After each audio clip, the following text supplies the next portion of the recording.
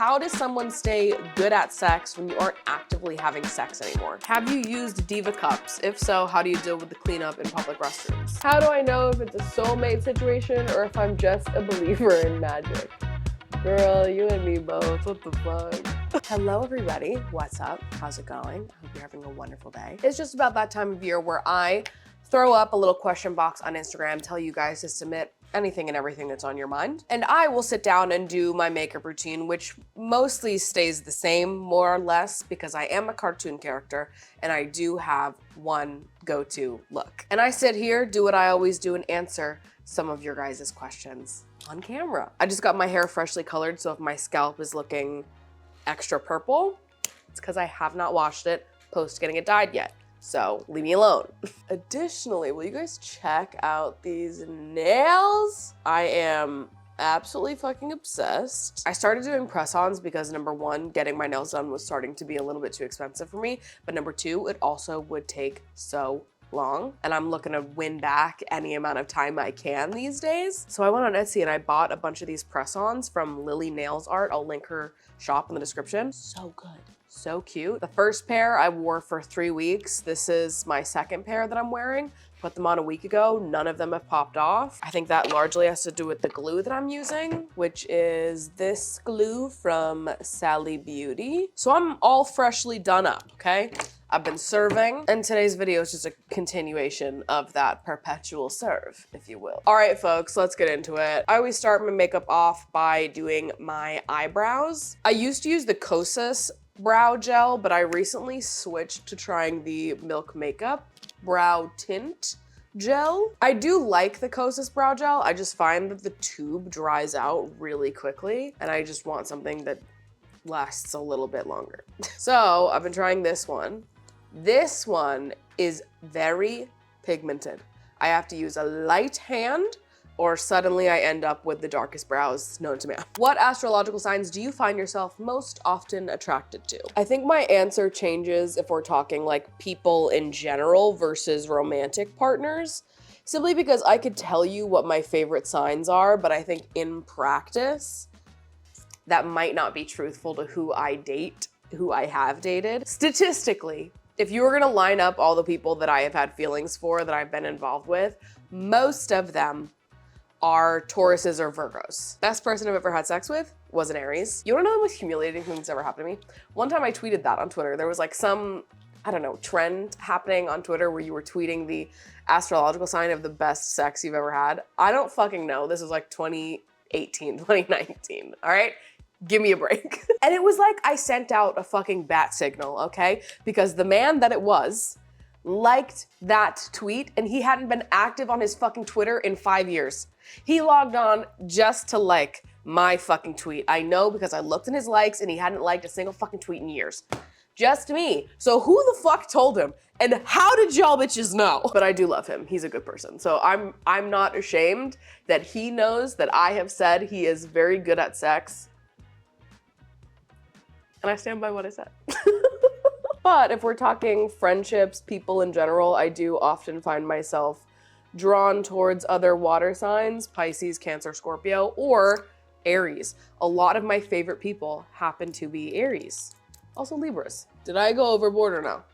I tried not to. This one looks darker, but I think that's just because the light is not hitting it. All right, next up, blush. I use the Rare Beauty blush in shade Encourage. How does someone stay good at sex when you aren't actively having sex anymore? First of all, being good at sex is subjective, and number two, I feel like we have to relearn what it means to be good at sex with every new partner because everybody's body is different and what everybody likes is different. You've got to be humble about these things. You might know your body, you might know your ex's body, but you don't know my body. And you don't know what I like, what works for me, so don't get too confident. This is a learning process for all of us. To be good at sex, in my opinion, is just to be a good communicator, a good listener, and to be very receptive of the vibes. When I think about the best people that I have had sex with, it's not necessarily because I orgasmed the most with them, but it's more because they were very attentive and very communicative. I don't know, I think this idea of like needing to be so good at sex that the person you're with is gonna be like, oh, they sucked. Like, let's break it down, right? If we think about the people that we have had sex with that sucked at having sex, why was it? Why do we leave those encounters being like, oh, they sucked? Because for me, it's not because they didn't make me come. It's because they didn't fucking communicate nor try to give me an orgasm. It's the lack of effort, the lack of care, the lack of attention that pisses me off, that would make me say that someone's bad in bed. If I don't orgasm from someone, but they still pay a lot of attention to me and we have a good time, then that's still fun to me and they're still good in bed in my eyes. You know, it's all about attention and care. Everything else is just like a nice to have. But with all that being said, confidence in the bedroom is important, which is why I love working with sponsors like Vegucated, whose entire brand mission is to help you gain confidence in the bedroom. And thank God they're the sponsor of today's video. Would you look at that? Vegucated is where toe curling pleasure meets expert-backed education. They have a library of hundreds of courses that are designed to help you enjoy sex more, discover new spicy techniques, and absolutely radiate confidence in the bedroom. And I love talking about resources like Vegucated not only as something to consume on your own to build up confidence, but also to consume with a partner. I think this is the thing I want to nail home here. It takes two to tango, brother, okay? There's two people involved when you're having sex. I think that often women feel this pressure to really perform during sex and to be so good, so incredible, and it would be so embarrassing if you were not the best person they've ever had sex with. And it's not true. And figuring out what works, what is sexy, what feels good can be totally different partnership to partnership. What you enjoyed with one partner, you might not enjoy with your next partner. And I think it is so fun and also so connecting to get to indulge in that exploration with someone, consuming a Vegucated course with a partner, mapping out different kinks, different techniques, seeing which ones you might like to try, and getting turned on in the process of talking about it. That's the beauty of it. Why would we sit here and just try to be like, well, I'm the best at sex and see, I already knew everything and you didn't have to teach me anything and I came prepared. Like, enough with the trying to flex how good you are at having sex. I think it's dumb, and I think it ultimately results in having worse sex. Better sex is communicative sex, is open-minded sex, is non-judgmental sex. Right? And there's a huge variety in the courses over on Vegucated, whether we're talking self-pleasure or we're talking kink, blowjobs, cunnilingus, threesomes, anything and everything you might like to explore both solo and with a partner. I'm sure they probably have a course for you over on Vegucated. I just think it is misguided to believe that we can be good at sex in preparation so that when the day comes and you're with someone you really like, you step day one into the bedroom, you fucking knock it out of the park, you never have to discuss anything with them about what feels good or what doesn't. I just feel like it sets us up for failure and to feel more misunderstood in our connections, to feel more self-judgment or self-doubt in places where there really shouldn't be. I have had partners that expressed to me in the past that they were less confident in their ability to do some things rather than others. They had less experience doing things and they wanted me to take the lead. I had no problem with that. I love that. Vulnerability is horny to me. And like, I'm never in my life gonna judge someone that has never had sex with me if they don't know exactly the right way to have sex with me. You know? But this is where platforms like Vegucated become so helpful, because they are literally designed to help build up your confidence in the bedroom and build up your connection in the bedroom. So if you're interested in trying out Vegucated for yourself, you can click the link in the description of this video and use code Maddie for 40% off the yearly pass at Vegucated. You can also test the waters with a 24-hour free trial, see if it's for you, and if it's not for you, you can go ahead and cancel. And if you forget to cancel, they do have a 14-day money-back guarantee. So again, I'm gonna leave the link to Vegucated in the description down below. If you're interested, I urge you to check it out because it is pretty wonderful. How often should someone that's single be having sex? I fear I'm behind what's normal. First of all, let's throw out this idea of what a normal amount of having sex is, because there is no normal or not normal amount of sex that can be true for every living person. Your normal and my normal and someone else's normal can be completely different, and all of these things can be normal at the same time. Don't worry about what's normal or what you should be doing, and focus on getting in touch with what you want to do. You're single, you're not having sex. Do you want to be having sex? Do you feel comfortable having sex? Is that something you want to change? But if you don't want to, if you don't feel comfortable to, if you don't have someone in your life at the minute that feels like an open door with, You don't need to feel bad for that. I feel like I hear people all the time, because people do say shit like this. They'll be like, oh, I haven't had sex in 6 months. I know, it's so crazy. And I'm over here like, I haven't had sex in like 2.5 years. And I think nothing of it, to be honest with you. I don't think about it. It doesn't plague me. It's not that I don't long for it. Are you fucking kidding me? Sometimes I need to be sedated, okay? Sometimes I feel like I need to be put down, euthanized. It's not that the desire is not there. It's not that I wouldn't fucking love it. Trust me, I would. But to me, it feels like a better choice right now for me to not do that because of a lot of things. I mean, number one, just from going through that phase in life where I was hooking up a lot, living through that, coming to my own realizations and conclusions as a result of that, most of those realizations and conclusions being that I actually don't like that and it doesn't make me feel good or connected, and I much prefer to save my sexual self for someone that I have a deep emotional connection with. That doesn't necessarily mean a relationship, but right now, there isn't anyone that I have a deep emotional connection with that I would also want to have sex with, so I'm not going to have sex. And I'm not gonna feel bad about not having sex because that feels like an empowered choice to me right now. Listen, I would love to meet someone that I feel very emotionally connected to, that I can have sex with every day of my life with, okay? My choice to not have sex right now is one that just feels more in alignment with what I am looking for and what I'm comfortable with at this point in time in my life. Additionally, trauma is real, babes.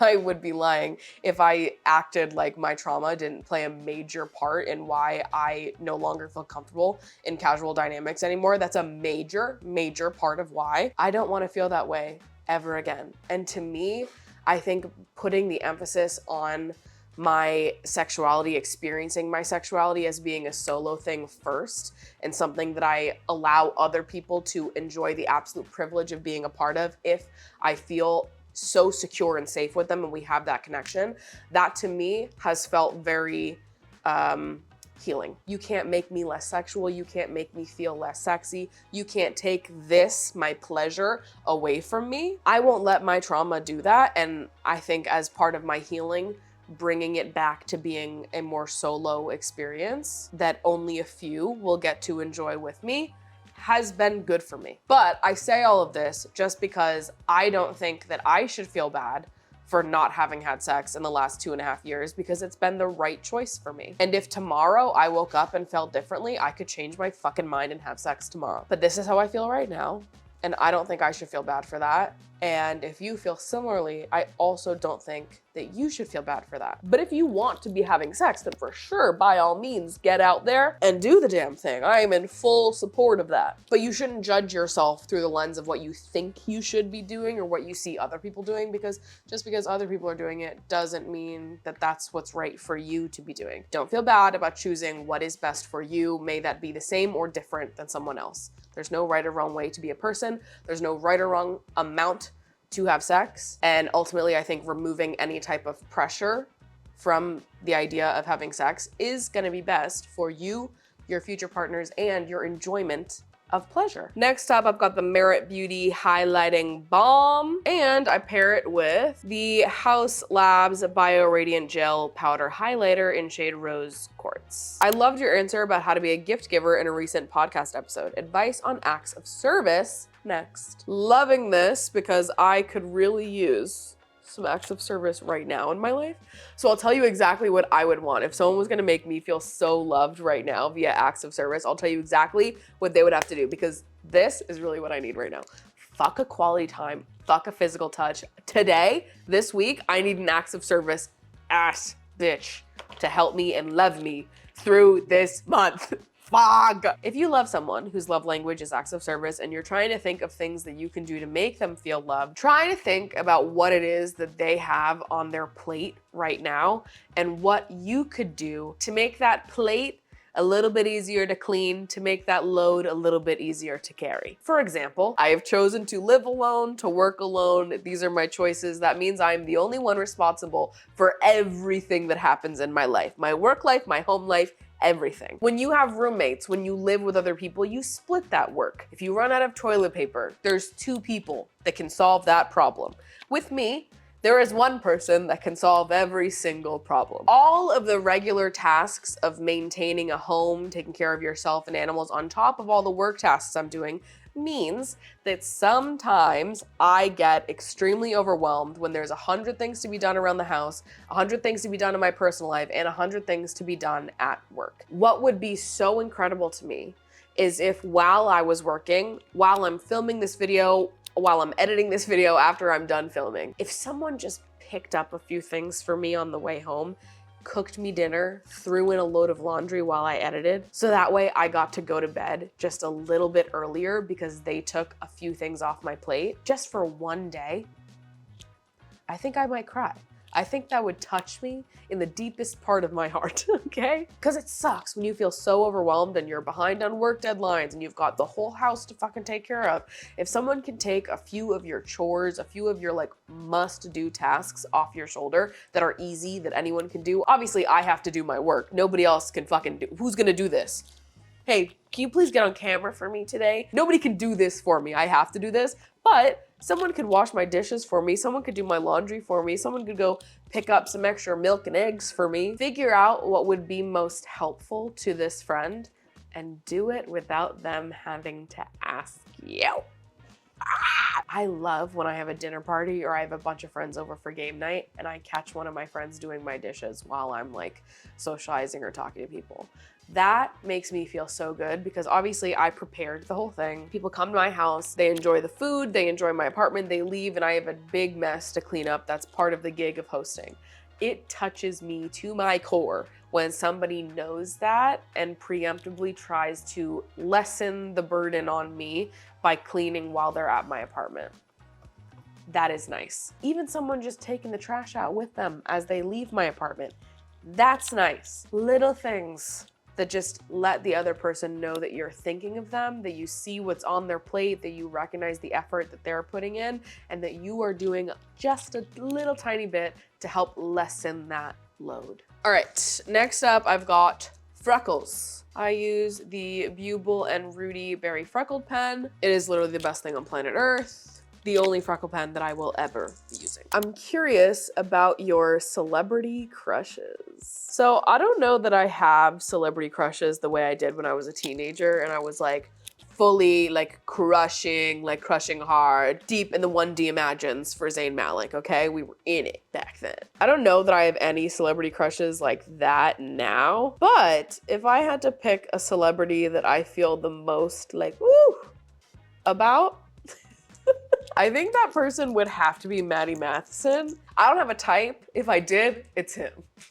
All right, next up I do my eyeshadow, in which I take this absolute brick of an eyeshadow palette, made up 100% of purple eyeshadow, and I just pull, I don't know, some purples, and I throw it in my eyes. Oh my God, am I not wearing earrings? What the heck? I didn't put them in. Oh, that's blasphemous. Let me put these babies in. How do I know if it's a soulmate situation or if I'm just a believer in magic? Girl, you and me both. What the fuck? To be honest with you, I don't have an answer for you, but I love this question because I was like, wow, that is such a good one. Maybe I should be asking myself this more often, but I don't think I will. Okay, what we're not gonna do is call some ain't shit ass dudes our soulmates. That's what we're not gonna do. So I'm just gonna assume that's what we're not doing. But when you meet someone and they are just like wonderful and amazing and perfect and beautiful in every single way, and you feel such a strong like connection with them that just transcends time and space, and you're like, oh my God. Like, I've known you in every lifetime, you dumb idiot. I feel a lot.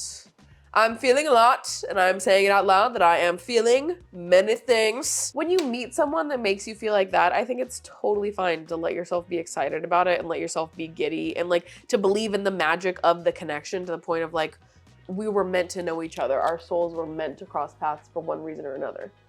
I think that can be true. And I think it can be true for many people in this lifetime. I think it's so beautiful to meet people in this lifetime that feel so impactful and so important to you. I don't think that ending up together or not ending up together negates how important of a person they were to cross paths with. Like, there are people that I don't talk to anymore that I would still say are some of the most important people that I have ever met. They just fundamentally changed me to my core. They were a soulmate to me in some way. May it have been fleeting, but who knows? Maybe everything comes back around eventually. I don't know. Regardless, I think that it is okay to let yourself love as hard and as passionately as you want to love, so long as it is justified. If this soulmate is a fucking loser, I'm absolutely not talking about that. That needs to be taken out with the rest of the fucking garbage, mama. Okay? But I think both things can be true. They can be a soulmate of some kind to you, and you are just a magical, loving person that has the capacity for many abundantly loving, passionate relationships in your life. Yes, the connection is great, but also you are the magic. It's your heart. You are special. I'm a baby bisexual, but hardly any girls like me on dating apps, let alone talk. How do I date girls? Yeah, you know, I haven't been on dating apps in a while, but when I was on dating apps, they showed me 10 times more men than they showed me women. I had been on dating apps for men and women since I was 18. I swear to God, it would always be like 10 male profiles to 1 woman. Like, where are the women? I mean, number one, I think there are more men on dating apps than women, period. So maybe that plays a role here. And also, I always wondered if, like, me being very femme made these apps classify me as, like, more for men than for women. So I don't know. When I was on dating apps to troubleshoot that, I would literally turn men off and then turn women off, and I would go back and forth rather than having both turned on, because when I had both turned on, it would really only show me men. It would show me 9 men for 1 woman, and that was it. So I would just turn off men entirely and only swipe on women for a week, and then I would turn women off and only swipe on men for a week and go back and forth like that. But I don't know, the apps were weird. It didn't seem very fruitful for dating women. There just wasn't, I wasn't seeing it. They were not showing me the profiles. I don't know, obviously I'm in my anti-apps era. Maybe forever, but who knows. But I've signed up for email alerts on a bunch of different like singles nights and speed dating events in New York. I've been to a We Met IRL speed dating event before. I've never been to a queer one though, so I definitely want to get out to a queer speed dating event soon. So I signed up for their alerts, and I also signed up for Met Through Friends alerts about their events in New York as well. And they do a bunch of events where you have to bring a +1. So for a straight dating event, I would have to bring a straight man with me in order to get entry. And for a queer dating event, I would need to bring another queer person in order to get entry. So that way everybody that is there has been vetted by one other person. It's kind of a cool concept. So I have alerts for We Met IRL and Met Through Friends on, so I get emailed every time they have a new event pop up. I'm thinking about just hitting one of those eventually. Also, queer line dancing. I've been talking about this for months and I still haven't fucking gone, but I want to. They do queer line dancing at Brooklyn Bowl a few times a month, once a month, I don't know. It seems different every time I look. It's called Stud Country though, and I know they do events in LA as well. And I don't know, I have friends that have met people at queer bars and stuff. I don't like going to bars, so that's not where I'm gonna find my person, but maybe you like doing that and it could be fun for you. All right, next up, eyeliner. I use the Rare Beauty gel eyeliner on top, and then I use the Rare Beauty pencil eyeliner on bottom. Have you used Diva cups? If so, how do you deal with the cleanup in public restrooms?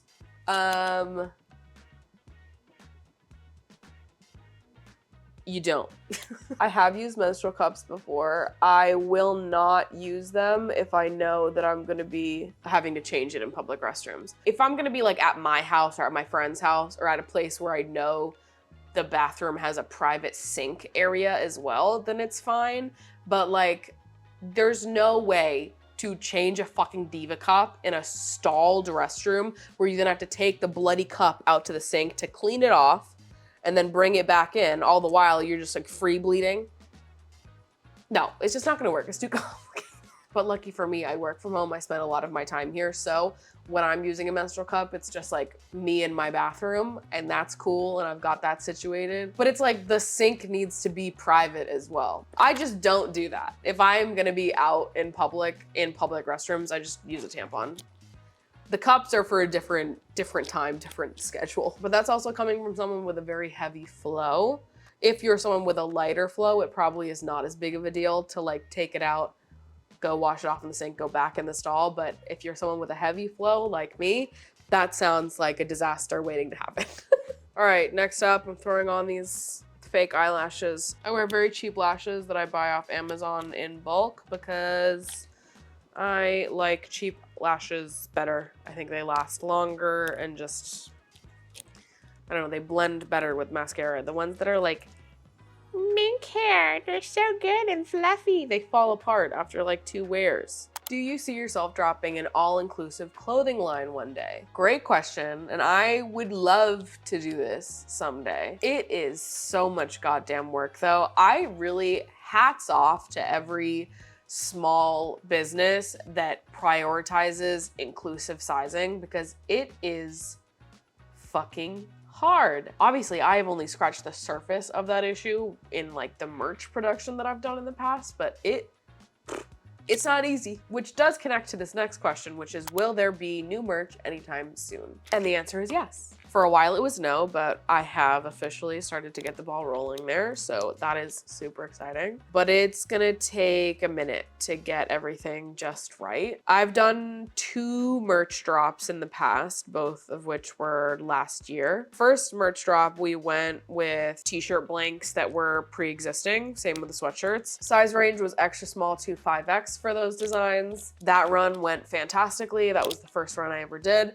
And after we did that first run, I decided that I wanted to be more custom in the items that were being produced, because even when we get a size inclusive blank, that doesn't mean that I'm gonna like it. Notoriously, a lot of t-shirt and crew neck blanks, even when they have inclusive sizing, they're really not made for curve.